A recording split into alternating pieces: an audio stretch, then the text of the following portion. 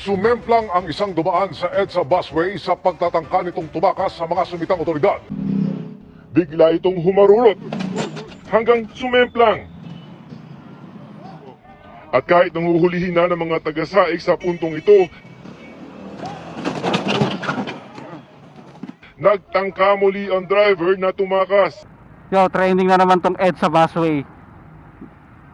Kasi nga meron na huli na motor na sinubukan tumakas tapos sumemplang 2 beses. So trending na naman 'yan. So tuturuan ko kayo paano hindi kayo mahuli dito sa EDSA pag kayo idadaan dito. So tara, subukan niyo ang panoorin 'to. Turuan ko kayo kung paano kayo para hindi kayo mahuli. Let's go.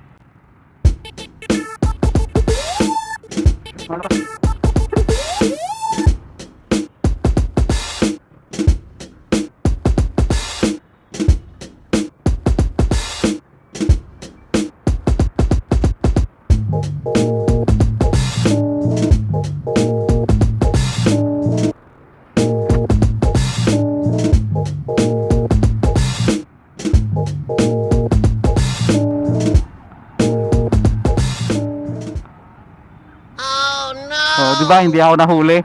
Ayun na may mga bantay oh. Oh, di ba hindi ako nahuli? Sabi ko sa inyo eh. Ganun lang yung tip para hindi kayo mahuli dito sa EDSA. Huwag kayong magsayang ng 5K. Tapos alam mo nang wala kang dalang lisensya, wala kang dalang rehistro, paso yung rehistro mo, paso yung lisensya mo, eh dadaan ka pa din dyan sa EDSA busway.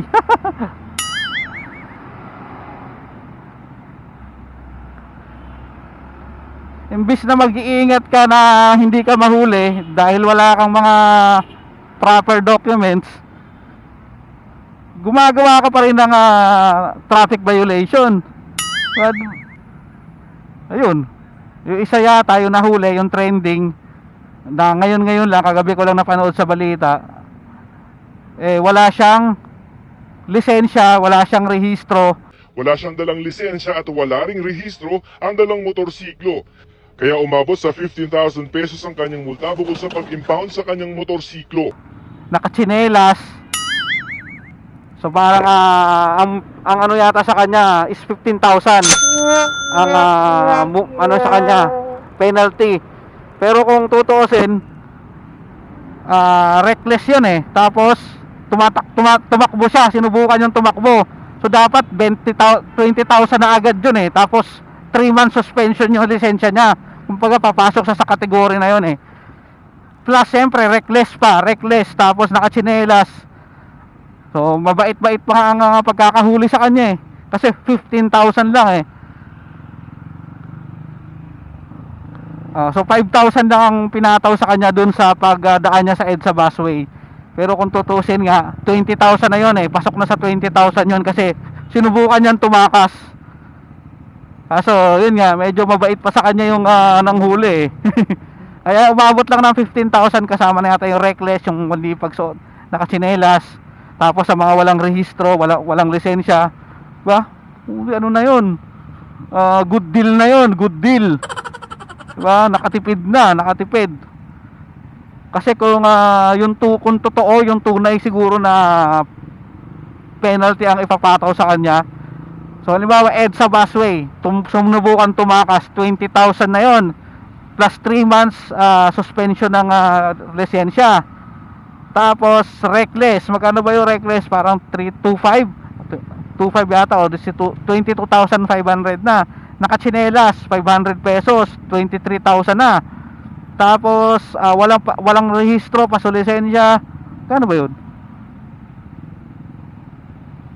3,000 lang ata, di ba? So 26,000 na siya. Dapat kung tutuusin. So hindi ko alam yung exact pero parang naglalaro sa ganon.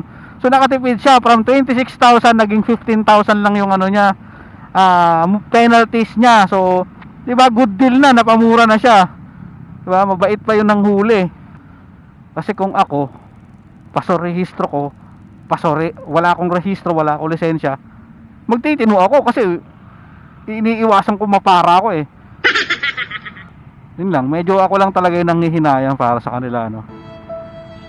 So matagal ko na rin naman sinasabi to, paulit-ulit sa mga videos ko tungkol sa mga nakikita ko dyan sa EDSA busway ng mga nahuhuli.